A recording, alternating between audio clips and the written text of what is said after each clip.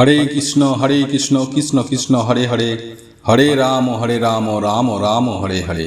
নমস্কার বন্ধুরা, সুখের চাবি চ্যানেলে আপনাদের সকলকে জানাই স্বাগত। আমি আশা করি আপনারা সকলে ভগবান বা ঈশ্বরের কৃপায় ভালোই আছেন, সুস্থ আছেন। বন্ধুরা, আপনারা যদি লাইভে কিছু শিখতে চান বা জানতে চান তাহলে চ্যানেলটি সাবস্ক্রাইব অবশ্যই করুন। বন্ধুরা, 2025 সালে আপনারা যদি কোটিপতি হতে চান, আজ শনিবার রাতে এই জিনিসটি সাথে নিয়ে ঘুমান। দেখবেন আসছে 2025 সালে আপনাদের সারাটা বছর খুব ভালো কাটবে। পরিবারে সুখ শান্তি সমৃদ্ধি প্রত্যেকটি বজায় থাকবে তথা 30 দিনের মধ্যেই কিন্তু আপনাদের জীবনে একটা বিপুল পরিবর্তন ঘটবে, যা আপনারা নিজেরাই অনুভব করতে পারবেন। দেখুন বন্ধুরা, আপনারা যদি এই উপায়টি এই বছর শুরু হওয়ার আগেই করতে পারেন তাহলে আপনাদের জীবনে যেরকম আর্থিক সচ্ছলতা আসবে, ঠিক তেমনই আপনারা বিভিন্ন রকমের সমস্যা থেকেও রেহাই পেয়ে যাবেন এবং জীবনে চলার পথে মানুষকে যে সকল বাধা বিপত্তিগুলো ঘিরে ধরে সেই জায়গা থেকেও কিন্তু আপনারা সুনিশ্চিতভাবেই মুক্তি পেয়ে যাবেন। আপনাদের জীবন থেকে দারিদ্রতা দূর হয়ে যাবে এবং পরিবারে একটা সুখের পরিবেশ সৃষ্টি হবে। বন্ধুরা, একথা সত্য যে পরিশ্রমের কোনো বিকল্প হয় না, তবে পরিশ্রমের সাথে সাথে আপনারা যদি এই উপায়টি আজ শনিবার রাতে করতে পারেন তাহলে সুনিশ্চিতভাবেই বলতে পারি আপনাদের জীবনে সফলতা আসবেই, আর এর সুফল কিন্তু আপনারা পাবেনই পাবেন। দেখুন বন্ধুরা, আমরা কিন্তু প্রত্যেকেই অক্লান্ত পরিশ্রম করে থাকি, অর্থ ইনকাম করে থাকি, কিন্তু সেই অর্থ যদি আমরা ধরে রাখতে না পারি, সেই অর্থ যদি আমরা সঞ্চয় করতে না পারি, তাহলে সেই অর্থের দাম কি?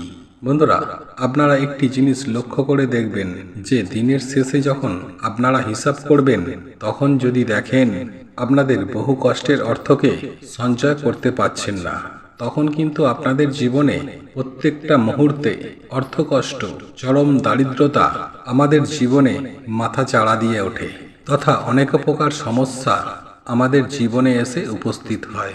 তাই আজ আমি আমার এই ভিডিওর মাধ্যমে এমন একটি বিশেষ উপায় বা ক্রিয়ার কথা জানাবো, সেটি যদি আপনারা এই শনিবার রাতে নিয়ে ঘুমাতে পারেন তাহলে আসছে সমগ্র বছরটা আপনাদের যেমন সুন্দরভাবে কাটবে, ঠিক তেমনি 30 দিনের মধ্যেই কিন্তু এর ফলাফল পেয়ে যাবেন।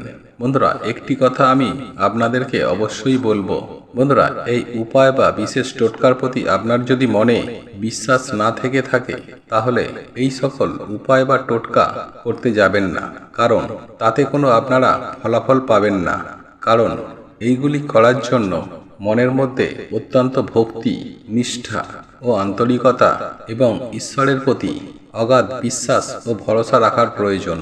তবেই কিন্তু আপনারা এই উপায় বা টোটকার ফল পাবেন তথা সঠিক নিয়ম মেনে আপনাদেরকে এই উপায় বা ক্রিয়াটি অবলম্বন করতে হবে।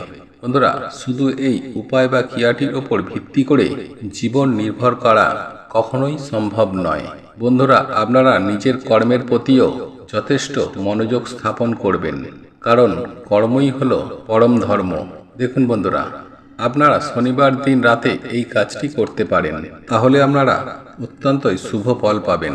এই প্রসঙ্গে বিস্তারিত জানার আগে আপনাদেরকে বলে রাখি, আপনি যদি আমাদের চ্যানেলে নতুন হয়ে থাকেন তাহলে চ্যানেলটি অবশ্যই সাবস্ক্রাইব করুন এবং পাশে থাকা নোটিফিকেশন বেল আইকনটি ক্লিক করুন, কারণ আমি বিভিন্ন প্রকার তন্ত্রমন্ত্র, বশীকরণ, টোটকা, বাস্তু টিপস, জ্যোতিষশাস্ত্র, পুজো আরাধনা এবং ব্ল্যাক ম্যাজিক করা নিয়ে নিত্য নতুন ভিডিও আপলোড করে থাকি, যা প্রয়োগ করার মাধ্যমে আপনার জীবনে থাকা সকল প্রকার সমস্যার সমাধান হবে। চলুন এবার মূল আলোচনায় প্রবেশ করা যাক। তবে মূল আলোচনায় প্রবেশ করার আগে জয় শ্রীরাম, জয় হনুমান লিখে কমেন্ট অবশ্যই করবেন।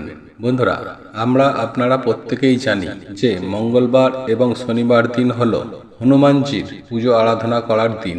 সেহেতু আমি আপনাদের কাছে একান্তভাবে অনুরোধ করব যে এই দিন আপনারা অতি অবশ্যই হনুমানজির পুজো আরাধনা করুন। হ্যাঁ বন্ধুরা, ভক্তি ভরে হনুমানজিকে ডাকুন। উনি হলেন এই মর্তের ভগবান। উনি প্রত্যেক ভক্তের মনস্কামনা স্বয়ং পূরণ করে থাকেন। বন্ধুরা, ওনাকে যদি কেউ ভক্তি ভরে ডাকতে পারে, ওনাকে যদি কেউ মানতে পারে, তাহলে তার প্রত্যেকটা মনস্কামনা পূরণ হতে বেশি দেরি লাগে না। যাই হোক বন্ধুরা, আসুন এইবার স্টেপ বাই স্টেপ জেনে নেওয়া যাক কোন সেই উপায় বা ক্রিয়াটি করবেন যার ফলে আপনাদের জীবনে সুখ শান্তি সমৃদ্ধি বজায় থাকবে। বন্ধুরা, আমি সবার প্রথমে আপনাদেরকে বলে রাখি, আপনারা নিত্য পুজো যেভাবে করেন ঠিক সেইভাবেই আপনারা বাড়িতে নিত্য পুজো আরাধনা করবেন, কিন্তু তার আগে আপনাদেরকে একটি জিনিস সংগ্রহ করে রাখতে হবে, তা হলো কর্পূর। এবং আরও একটি জিনিস প্রয়োজন পড়বে, একটি 16 আনার কয়েন, অর্থাৎ একটি 1 টাকার কয়েন। বন্ধুরা, এরপর আপনারা যখন শনিবার দিন হনুমানজির পুজো আরাধনা করবেন তখন অবশ্যই দক্ষিণ দিকে মুখ করে হনুমানজির পুজো আরাধনা করবেন। সেই সঙ্গে হনুমান চালিসা আপনারা কিন্তু অতি অবশ্যই পাঠ করবেন। বন্ধুরা, ধরুন যারা এই হনুমান চালিসা পাঠ করতে পারবেন না তারা অন্ততপক্ষে এই হনুমান চালিসা শ্রবণ করবেন, বা জয় হনুমান বা জয় বজরংবলী, জয় পবনপুত্র হনুমান, জয় শ্রীরাম, জয় সীতারাম, অবশ্যই এই সব মন্ত্র আপনারা 3 বার অথবা 11 বার উচ্চারণ করবেন। এরপর আপনারা সন্ধ্যার সময় পুজো আরাধনা সম্পূর্ণ হওয়ার পর ওই 1 টাকার কয়েন আপনারা হনুমানজির আসনে রেখে দেবেন।